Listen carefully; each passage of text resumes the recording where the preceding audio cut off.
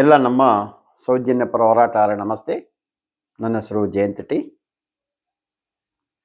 ದಿನಾಂಕ 13/4/2025 Hubballi police commissioner ವ್ಯಾಪ್ತಿಯಲ್ಲಿ ಒಂದು ಎನ್ಕೌಂಟರ್ ನಡೆದಿದೆ.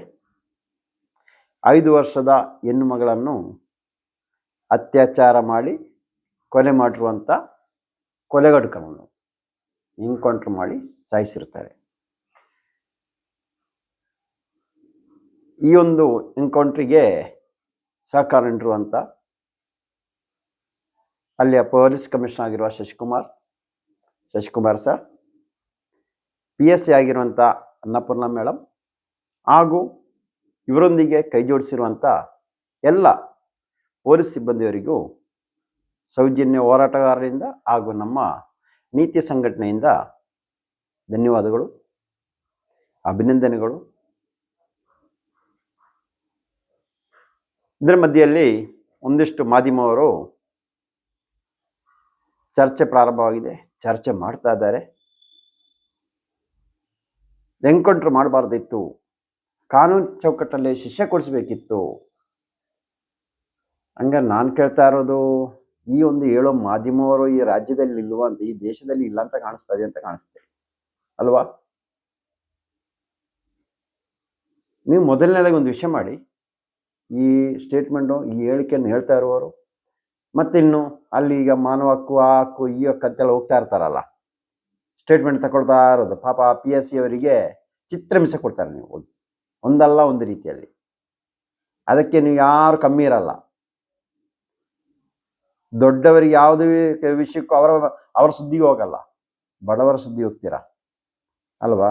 ನಾನು ಮೊದಲನಾಗಿ ಕೇಳ್ತಾ ಇರೋದು, ನೀವು ಒಂದು ವಿಷಯ ಮಾಡಿ, ಸೌಜನ್ಯ ಹೆಣ್ಣುಮಗಳನ್ನು ಕೊಲೆ ಮಾಡಿ ಅತ್ಯಾಚಾರ ಮಾಡಿ 13 ವರ್ಷಗಳೇ ಕಳೀತಾ ಇದೆ. ಆ ಒಂದು ಪ್ರಕರಣದಲ್ಲಿ 2 ವರ್ಷ ಆಗಿದೆ. ನ್ಯಾಯಾಲಯದಿಂದ ಅಕ್ವಿಟಲ್ ಕಮಿಟಿ ರಚನೆ ಮಾಡಿ ಅಂತ ಆದೇಶ ನೀಡಿ ಇಂದಿನ ತನಕ ಕಮಿಟಿ ರಚನೆ ಮಾಡುವಂಥ ಯೋಗ್ಯತೆ ನಮ್ಮ ರಾಜ್ಯ ಸರ್ಕಾರಕ್ಕೆ ಇಲ್ಲ. ಅಂದರೆ ಅದು ಪ್ರಭಾವಿ ವ್ಯಕ್ತಿ, ಸರ್ಕಾರವನ್ನು ಅಲ್ಲಾಡಿಸ್ತಾ ಇರುತ್ತೆ ಅಂತ ಪ್ರಭಾವ ವ್ಯಕ್ತಿ. ಅದಕ್ಕೆ ಈ ಒಂದು ವಿಷಯವನ್ನು ಮಾತಾಡಲಿಕ್ಕೆ ಯಾರಿಗೂ ದಮ್ಮಿಲ್ಲ. ಇವಾಗ ನೀವು ಹೋಗ್ತಾ ಇದ್ದೀರಲ್ಲ, ಇವಾಗ ತುಂಬ ಸಂಘಟನೆ ಎಲ್ಲ ಹೋಗ್ತಾ ಇರ್ತೀರ ಹುಬ್ಬಳ್ಳಿಗೆ. ಹೋಗೋ ಮುಂಚೆ ಇದೊಂದು ಸರಿ ಮಾಡಿ. ನೀವು ಸರಿ ಮಾಡಿದ ನಂತರ ನೀವು ಅಲ್ಲಿಗೆ ಹೋಗಿ ಅವ್ರಿಗೆ ತೊಂದರೆ ಕೊಡ್ತಾ ಇರಿ.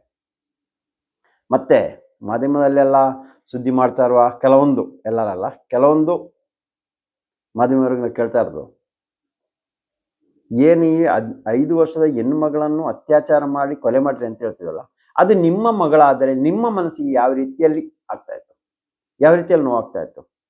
ಇಲ್ಲ ಅವನಿಗೆ ಕಾನೂನಲ್ಲಿ ಶಿಕ್ಷೆ ಕೊಟ್ಟರೆ ಸಾಕಂತ ಹೇಳ್ತಾ ಇದ್ದಾರಾ? ಹಂಗಾರೆ ನೀವು ಭಾರತ ದೇಶದ ಕಾನೂನು ಯಾವ ರೀತಿಯಲ್ಲಿ ವೀಕ್ ಆಗಿದೆ, ಯಾವ ರೀತಿಯಲ್ಲಿ ವೀಕ್ ಮಾಡಿ ಇಟ್ಟಿದ್ದಾರೆ ನೋಡಿದ್ದೀರಾ? ಭ್ರಷ್ಟ ಒಂದಿಷ್ಟು ಅಧಿಕಾರಿಗಳು, ರಾಜ್ಯಕ್ಕವರು ಸೇರಿ ನಮ್ಮ ಕಾನೂನು ಅವರಿಗೆ ಬೇಕಾದ ರೀತಿಯಲ್ಲಿ ಬಳಸುವ ರೀತಿಯಲ್ಲಿ ಕಾನೂನು ತಂದಿಟ್ಟಿದ್ದಾರೆ. ಅದು ಗೊತ್ತಾ ನಿಮಗೇನಾದ್ರು? ಅದಕ್ಕೋಸ್ಕರನೇ ಸೌಜನ್ಯ ಹೆಣ್ಣು ಮಗಳಿಗೆ ನ್ಯಾಯ ಸಿಗ್ತಾ ಇಲ್ಲ. ತನಿಖೆ ಮಾಡುವಂಥ ಆರೋಪಿಗಳ ವಿರುದ್ಧ ದೂರು ಕೊಟ್ಟರು, ಅವ್ರಿಗೂ ಸ್ಟೇ ಕೊಟ್ಬಿಟ್ಟು ಆರಾಮವಾಗಿ ಏನಿಲ್ಲ, ನಂದೇನಿಲ್ಲ, ನಾನೇನು ಅತ್ಯಾಚಾರ ಮಾಡಿಲ್ಲ ಅಂತ, ಕೊಲೆ ಮಾಡಿಲ್ಲ ಅಂತ ಹೊರಗೆ ಬರುವ ಕಾನೂನು ನಮ್ಮ ದೇಶದಲ್ಲಿರುತ್ತದೆ. ಒಂದು ಹೋರಾಟ ಮಾಡುವಂಥ ಒಂದು ಹಕ್ಕು ನಮಗಿಲ್ಲ. ಜಾಲತಾಣ ಮುಖಾಂತರ ಬರಿದಾಕುವ ಒಂದು ಹಕ್ಕು ನಮಗಿಲ್ಲ. ಎಲ್ಲವೂ ದೊಡ್ಡವರ ಪರವಾಗಿ, ದೊಡ್ಡವರಿಗೋಸ್ಕರ ಇರೋದು. ಎಲ್ಲವನ್ನು ಕಸಿದುಕೊಳ್ತಾ ಇದ್ದಾರೆ. ಇದೇನು ನಿಮ್ಗೆ ಯಾರಿಗೂ ಕಾಣಿಸ್ತಾ ಇಲ್ವಾ? ಆ PSC ಅವರಿಗೂ, ಆ ಹುಬ್ಬಳ್ಳಿ ಕಮಿಷನರಿಗೂ ಇದರೊಂದಿಗೆ ಸಹಕರಿಸಿದ ಪೊಲೀಸ್ ಅಧಿಕಾರಿ ಗೊತ್ತು, ಆದ್ರೆ ಅವ್ರಿಗೆ ಹೇಳಲಿಕ್ಕೆ ಆಗ್ತಾ ಇಲ್ಲ. ಏನಾಗ್ತೇವೆ ನಾಳೆ ಇವರನ್ನು ಬಿಟ್ಟುಬಿಟ್ರೆ ಏನಾಗ್ತದೆ ಗೊತ್ತು ಅವರಿಗೆ. ಇನ್ನೂ ರಾಜಾರೋಷವಾಗಿರುತ್ತಾನೆ. ಒಂದೇ ಇವಾಗ ಇಲ್ಲಿಂದ ಬೇಕಾದ್ರೆ ಇನ್ನು ಅವನ ಊರಿಗೆ ಹೋಗ್ತಾನೆ. ಆದರೆ ವಾದವಿದಾವು ಯಾವುದೋ ಒಂದು ಮೈನಸ್ ಪಾಯಿಂಟಲ್ಲಿ ಆರಾಮಾಗಿ ಹೊರಗೆ ಬರ್ತಾ ಇರ್ತಾನೆ. ನ್ಯಾಯ ಎಲ್ಲಿ ಸಿಗುತ್ತೆ ಸಮಯಕ್ಕೆ? ಅದಕ್ಕೇನೆ ಮಾಡಿರೋದವರು. ಆ PSC ಅನ್ನಪೂರ್ಣ ಮೇಡಮ್ ಅವರಿಗೆ ಅದರ ನೋವು, ಆ ಮಗು, ಆ ಒಂದು ತಾಯಿಗೆ ನೋವುತ್ತಿರುತ್ತೆ. ಒಂದು ಮಗುವನ್ನು ಎತ್ತು ಸಾಕ್ಬೇಕಾದ್ರೆ ಎಷ್ಟು ನೋವಿರುತ್ತಂತೆ, ಅದಕ್ಕೋಸ್ಕರನೇ ಮಾಡಿರೋದು. ಹಿಂಗೂ ಆ PSC ಮೇಡಮ್ ಅವರು ಹಿಂಗೂ ದೊಡ್ಡ ಅಪಾರ್ಟ್ಮೆಂಟ್ ಅಲ್ಲಿ ಹುಟ್ಟಿ ಬೆಳೆದು ಬಂದವರಲ್ಲ ಅಂತ ಕಾಣಿಸ್ತಾ ಇದ್ರು. ಯಾವುದೋ ಹಳ್ಳಿಯಿಂದ ಬಂದಿರ್ಬೋದು. ಅದಕ್ಕೆ ಹಳ್ಳಿ ಜೀವನದಲ್ಲಿ ಬದುಕುವರಿಗೆ ಗೊತ್ತಾಗುತ್ತೆ ಒಬ್ಬೊಬ್ಬರ ಆ ಒಂದು ಕುಟುಂಬದ ಸಂಬಂಧ, ಮತ್ತೆ ಈ ಬಡವರ ನೋವು. ಎಲ್ಲ ಗೊತ್ತಿರುತ್ತೆ, ಅದಕ್ಕೋಸ್ಕರ ಅವ್ರು ಮಾಡಿರೋದು. ಅದು ಒಳ್ಳೆ ಕೆಲಸ ಮಾಡಿದ್ದಾರೆ, ಅದೇ ರೀತಿಯಲ್ಲಿ ಮಾಡಬೇಕು. ಅವರು ಏನೋ ನನ್ನ ಜಾಬಲ್ಲೇ ಇರಬೇಕು, ನಾನು ಲಾಸ್ಟಾಗಿ ಇದರಲ್ಲೇ ಇದ್ಬಿಟ್ಟು ಬದುಕಬೇಕಂತ ಏನಿಲ್ಲ ಅವರಿಗೇನು. ಮಾಡಿ ಇದ್ದರೆ ಹುಲಿ ಥರ, ಸಿಂಹ ಥರ ಒಂದು ದಿನ ಇರೋಣ ಅಂತ ಅನ್ನಿಸ್ತಾರೆ. ಅದು ಒಳ್ಳೆ ಕೆಲಸ ಮಾಡಿದ್ದಾರೆ, ಅದಕ್ಕೆ ಅಭಿನಂದನೆ ಮಾಡಿ. ನೀವೊಂದು ವಿಷಯ ಮಾಡಿ, ನೀವು ಚರ್ಚೆ ಮಾಡ್ತಾ ಇದ್ದೀರಲ್ಲ, ಕಾನೂನು ತಿದ್ದುಪಡಿಯನ್ನು ದೊಡ್ಡವರಿಗೋಸ್ಕರ, ಅವರ ರಕ್ಷಣೆಗೋಸ್ಕರ ತರ್ತಾ ಇದಾರಲ್ಲ, ಅದನ್ನು ಸ್ವಲ್ಪ ಚೇಂಜ್ ಮಾಡಿಸಿ, ಅದನ್ನು ಮಾತಾಡಿ. ನೀವು ಕಾನೂನಲ್ಲಿ ಏನಾಗ್ತದೆ ಅಂತ ನೋಡಿ. ನೀವು ಕಾನೂನು ಏನೆಲ್ಲ ಆಗ್ತದೆ ಬನ್ನಿ, ಸೌಜನ್ಯ ಹೋರಾಟದಲ್ಲಿ ಗೊತ್ತಾಗುತ್ತೆ. ಸೌಜನ್ಯ ಹೋರಾಟ ಎಷ್ಟು ನೊಂದುಕೊಳ್ತಾ ಇದಾರೆ ಅಂತ ಗೊತ್ತಾಗ್ತದೆ ಅದರಲ್ಲಿ, ಯಾವ ರೀತಿಯಲ್ಲಿದೆ ಅಂತ.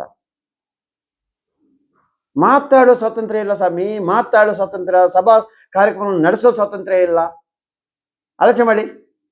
1 ವರ್ಷ 1 ತಿಂಗಳಾಗಿದೆ ಮಹೇಶನಿಗೆ ಯಾವುದೇ ಸಭಾ ಕಾರ್ಯಕ್ರಮ ನಡೆಸಬಾರದು. ಏನು ದೊಡ್ಡವರ ಏನು ಅತ್ಯಾಚಾರಿ ಇಲ್ಲ ಅವರ ಹೆಸರನ್ನು ಎತ್ತಬಾರದು ಅಂತ ಇದು ಕೊಟ್ಟು, ಸ್ಟೇ ಕೊಟ್ಟು ಎಷ್ಟು ವರ್ಷ ಆಯ್ತು? 1 ವರ್ಷ 1 ತಿಂಗಳಾಗಿದೆ. ಆಯ್ತು, ಕೊನೆಗೂ ಯಾವುದೋ ಒಂದು ಜಡ್ಜ್ ಅವರು ಬಂದರು, ಸ್ಟೇ ವಿಕೆಟ್ ಮಾಡಿದ್ರು, ಸಭೆ ಮಾಡ್ಬೋದು, ಮಾತಾಡಿಸ್ಬೋದು. ಆದರೆ ಅವಹೇಳನಕಾರಿ ಹೇಳಿಕೆಗಳನ್ನು ಯಾವುದು ಹೇಳಬಾರದು ಮಾತ್ರ ಕೊಟ್ಬಿಟ್ರೆ ತಿರುಗಿ ಇವರು ಸ್ಟಾರ್ಟ್ ಆಯ್ತು. ಸಭೆ ಮಾಡ್ಲಿಕ್ಕೇನೆ ಇಲ್ಲ ನಮಗೆ. ನಾವು ಎಲ್ಲಿದ್ದೀವಿ ಸ್ವಾಮಿ? ನಾವು ಎಲ್ಲಿದ್ದೀವಿ? ನಾವು ಭಾರತ ದೇಶದಿದ್ದೀವ? ಭಾರತ ದೇಶದಲ್ಲಿದ್ದೀವ? ಭಾರತ ದೇಶದ ಸಂವಿಧಾನದಲ್ಲಿ ನಾವು ಇದ್ದೀವ? ನಾವು ನನಗೆ ಕಾಣಿಸ್ತಾ ಇಲ್ಲ, ನನ್ನ ಹೋರಾಟದಲ್ಲಿ ಅದು ಸ್ವಲ್ಪನೂ ಕಾಣಿಸ್ತಾ ಇಲ್ಲ. ಒಂದಿಷ್ಟು ಪೊಲೀಸ್ ಅಧಿಕಾರಿಯವರು ಆ ಕಾನೂನು ರಕ್ಷಣೆ ಮಾಡ್ಬೇಕಂತ ಹೊರಟೆ, ಒಂದಿಷ್ಟು ಪೊಲೀಸರು ಅದು ದುರ್ಬಳಕೆ ಮಾಡಿ ಏನಾದರೂ ನನಗೆ ಒಂದಿಷ್ಟು ಸಂಪಾದನೆ ಮಾಡ್ಲಿಕ್ಕೆ ಹೊರಟಿದ್ದಾರೆ. ಗೊತ್ತಾ? ಇದೇ ಆಗಿರೋದು. ಇದಕ್ಕೇನೆ ನಿಯತ್ತಾಗಿರೋ ಪೊಲೀಸ್ ಅಧಿಕಾರಿಗಳು ಗೊತ್ತು, ಇದರಲ್ಲಿ ಏನು ಮಾಡ್ಲಿಕ್ಕೆ ಆಗಲ್ಲ, ಇವರೆಲ್ಲ ಅತ್ಯಾಚಾರಿಗಳು, ಇವತ್ತು ಅತ್ಯಾಚಾರ ಮಾಡು, ನಾಳೆನೇ ಅತ್ಯಾಚಾರ ಮಾಡ್ಬೋದು. ಅದಕ್ಕೋಸ್ಕರ ಇವೆಲ್ಲೇ ಮುಗಿಸಿ ಬಿಡೋಣ, ಪರವಾಗಿಲ್ಲ, ನನಗೆ ಇವ್ರಿಗೆ ಏನೇ ಶಿಕ್ಷೆ ಕೊಟ್ಟರು ನಾವು ತಗೊಳ್ಳಿಕ್ಕೆ ಅಂತ ತಯಾರಿದ್ದೀನಿ ಅಂತೇಳಿ ಅವ್ರು ಒಳ್ಳೆ ಕೆಲಸವನ್ನು ಮಾಡಿದ್ದಾರೆ. ಇನ್ನು ಹೋಗ್ತಾ ಇರ್ತಾರೆ ಎಲ್ಲರೂ ಅಲ್ಲಿಗೆ, ಅವರಿಗೆ ತೊಂದರೆ ಕೊಡ್ಲಿಕ್ಕೆ, ಇದನ್ನು ಮಾಡಬೇಡಿ. ಮಾನಸಿಕ ಕಿರುಕುಳ ಕೊಡ್ಲಿಕ್ಕೆ. ನೀವೆಲ್ಲರೂ ಮನುಷ್ಯರು, ಎಲ್ಲರ ಮನೆಯಲ್ಲಿ ಹೆಣ್ಮಕ್ಳು ಇರ್ತಾರೆ, ಎಲ್ಲರ ಮನೆ ತಾಯಂದಿರು ಇರ್ತಾರೆ, ಅಕ್ಕ ತಂಗಿಯರು ಇರ್ತಾರೆ. ಆಲೋಚನೆ ಮಾಡಿ. ನೀವು ಸುಮ್ಮನೆ ನಾನು ಹೇಳ್ತಾ ಇರೋದಷ್ಟೇ, ಇದರ ಹಿಂದೆ ಹೋಗುವವರು ಅದರಿಂದ ಮಾತ್ರ ಕೈ ಹಾಕಬೇಡಿ. ಮತ್ತೆ ಇನ್ನೂ ಹೇಳ್ತಾ ಇದ್ದೀನಿ, ಪೊಲೀಸ್ ಅಧಿಕಾರಿಯವರು ಇವಾಗ ಒಂದು ಪ್ರಕರಣಕ್ಕೆ ಏನಾದರೂ ಒಂದು ಎನ್ಕೌಂಟರ್ ಮಾಡಿರಿ ಅಂತೇಳಿ ದೊಡ್ಡ ಮಾಡುವಾಗಲೂ ಇದನ್ನೇ ಉಪಯೋಗಿಸ್ಬೇಕು. ಗನ್ನು ಸೊಂಟದಲ್ಲಿ ಇಟ್ಕೊಳ್ಳಿಕ್ಕೆ ಅಲ್ಲ, ಇದನ್ನೇ ಉಪಯೋಗಿಸ್ಬೇಕು. ಇದೇ ರೀತಿಯಲ್ಲೇ ಉಪಯೋಗಿಸ್ಬೇಕು. ದೊಡ್ಡವನಿಗೆ ಕಾನೂನು ಒಂದಾಗಿರ್ಬೇಕು, ಬಡವನಿಗೆ ಕಾನೂನು ಒಂದಾಗಿರ್ಬೇಕು. ಈ ಕೆಲಸವನ್ನು ಮಾಡ್ಬೇಕಿನ್ನು. ಮುಂದಿನಲ್ಲಿ ಈ ವಿಷಯನ ಚರ್ಚೆ ಮಾಡೋ ಪರಿಸ್ಥಿತಿ ಬರಬಾರ್ದು. ಇವಾಗ ನಾವು ಹೋರಾಟ ಮಾಡ್ತಾ ಇದೀವಲ್ಲ ಸೌಜನ್ಯ ನ್ಯಾಯಕ್ಕೋಸ್ಕರ, ಪ್ರಭಾವಿ ವ್ಯಕ್ತಿಗಳು ಹಿಂದೆ, ಅವರಿಗೆ ಕಾನೂನು, ಅವ್ರು ಹೇಳಿದೇ ಕಾನೂನು, ಅವ್ರು ಮಾಡದೇ ಕಾನೂನು. ನಾವು ಹೋರಾಟ ಮಾಡ್ತಾ ಇರೋಲ್ಲ ದಡ್ರು ಅಲ್ವಾ? ಆದರೆ ಒಂದಲ್ಲ ಒಂದು ಸಮಯ ನೀನು ತುಂಬಾ ತಡ ಆಗಲ್ಲ, ಅದಕ್ಕೆ ಮುಂಚೆ ಒಂದು ನ್ಯಾಯ ಸಿಕ್ಕೇ ಸಿಗುತ್ತೆ. ಕಾನೂನು ಎಷ್ಟು ಬೇಕಾದ್ರೆ ಮುಚ್ಚಿಡ್ಬೋದು, ಇವತ್ತಲ್ಲ ನಾಳೆ ಆ ಗಾಳಿಗೆ ಒಂದು ಪೇಜ್ ಇದ್ದು ಬಂದೇ ಬರುತ್ತೆ ಕಾನೂನು. ಆವಾಗ ನಮಗೆ ನ್ಯಾಯ ಸಿಕ್ಕೇ ಸಿಗುತ್ತೆ. ಅದಕ್ಕೋಸ್ಕರ ಈ ಮೂಲಕ ಹೇಳ್ತಾ ಇರೋದು, ನೋಡಿ, ಅವ್ರು ಮಾಡಿರೋದನ್ನು ಅಭಿನಂದಿಸಿ. ಅದರೊತ್ತು ನೀವು ಅವರ ತೇಜವಾದ ಮಾಡಬೇಡಿ ಒಂದು ಕಡೆಯಿಂದ. ಇಲ್ಲ, ನೀವೊಂದು ವಿಷಯ ಮಾಡಿ, ಕಾನೂನು ತಿದ್ದುಪಡಿ ಮಾಡುವಂಥ ವಿಷಯವನ್ನು ಚರ್ಚೆ ಮಾಡಿ. ಏನು ಮಾಡಬೇಕಾಯ್ತು?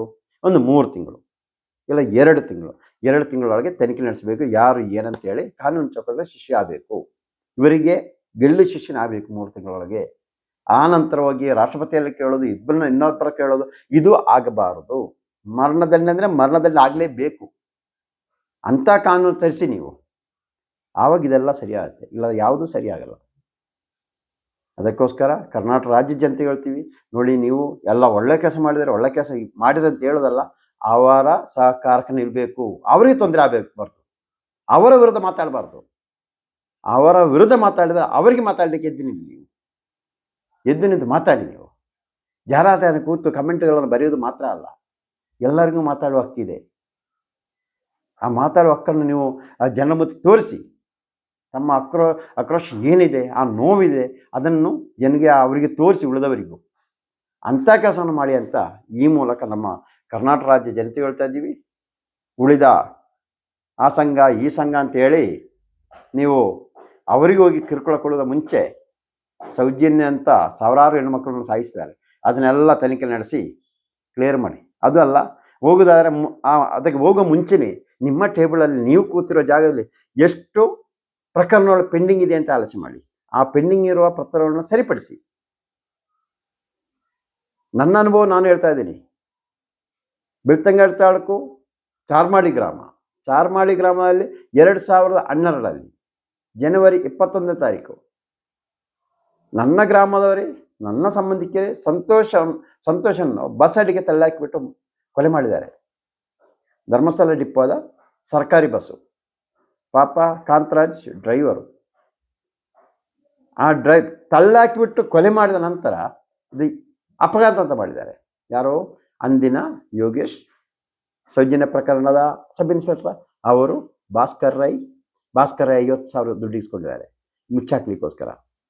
SP Abhishek Goyal and Chetan Puttur DSP ಆಗಿದ್ದರು. ಇವರ ವಿರುದ್ಧವಾಗಿ ನಾನು ದೂರು ಕೊಟ್ಟು ಪೊಲೀಸ್ ಇಲಾಖೆ ತನಿಖೆ ನಡೆಸಿ ಏನು ನ್ಯಾಯ ಸಿಗಲಿಲ್ಲ. ಕೊನೆಗೆ ಲೋಕಾಯುಕ್ತ ದೂರು ಕೊಟ್ಟಿದ್ವಿ. ಲೋಕಾಯುಕ್ತ ಮೋಹನ್ ದಾಸ್ SP ಅವರು ತನಿಖೆ ನಡೆಸಿ ಇದು ಅಪಘಾತ ಅಲ್ಲ, ಬಸ್ ಅಡಿಗೆ ತಳ್ಳಿ ಹಾಕಿಬಿಟ್ಟು ಮಾಡಿರೋದು, ಆಮೇಲೆ ವರದಿ ಮಾಡೋದು. ಆ ನಂತರ ಅದು CID ಹೋಯ್ತು. CIDಯಲ್ಲಿ ನೋಡಿದರೆ ಕಂಪ್ಯೂಟರ್ ಮುಂದೆ ಏನೋ ಒಂದು ವಿಗ್ರಹ ಮಾಡಿ ಏನೋ ಅದರಲ್ಲಿ ತೋರಿಸ್ತಾ ಇದ್ದಾರಂತೆ. ಬಿದ್ದರೆ ಏನಾಗ್ಬೋದು, ಇಲ್ಲ ಎಷ್ಟಾಗ್ಬೋದು, ಯಾವ ರೀತಿಯಲ್ಲಿ ಮರಣ ಹೊಂದ್ಬೋದು ತೋರಿಸಿ ಆ ರೀತಿಯಲ್ಲಿ ಪ್ರಕರಣ ಮುಚ್ಚಾಕಲಿ ನೋಡೋದು. ಅಂದರೆ ಪೊಲೀಸ್ ಇಲಾಖೆ ಇರ್ತಾನೆ, ಅವ್ರನ್ನ ಯಾರು ಬಿಟ್ಟುಕೊಳ್ಳಲ್ಲ ಹಾಕ್ಲಿಕ್ಕೆ. ಅದಕ್ಕೋಸ್ಕರ ಕೊನೆಗೆ ನ್ಯಾಯಾಲಯಕ್ಕೆ ಬಂತು. ಅಲ್ಲಿ ಜೀವಂತ ಸಾಕ್ಷಿ ಇದ್ದರೂ CID ಅವರಿಗೆ ಅದು ಬೇಕಂತ ಇಲ್ಲ. CID ಜೀವಂತ ಸಾಕ್ಷಿ ವಿಷಯನೇ ಇಲ್ಲ, ಅಲ್ಲಿ ತನಿಖೆ ಮಾಡೋ ಅವಶ್ಯಕತೆನೇ ಇಲ್ಲ. ಲಾಸ್ಟ್ ನ್ಯಾಯಾಲಯಕ್ಕೆ ಬರುವಾಗ ಜೀವಂತ ಸಾಕ್ಷಿಯವರು ಬಂದು ಹೇಳ್ತಾರೋ ಇದೇನಂತ ಕೇಳ್ತಾ ಇದ್ದಾರೆ ಜಡ್ಜು.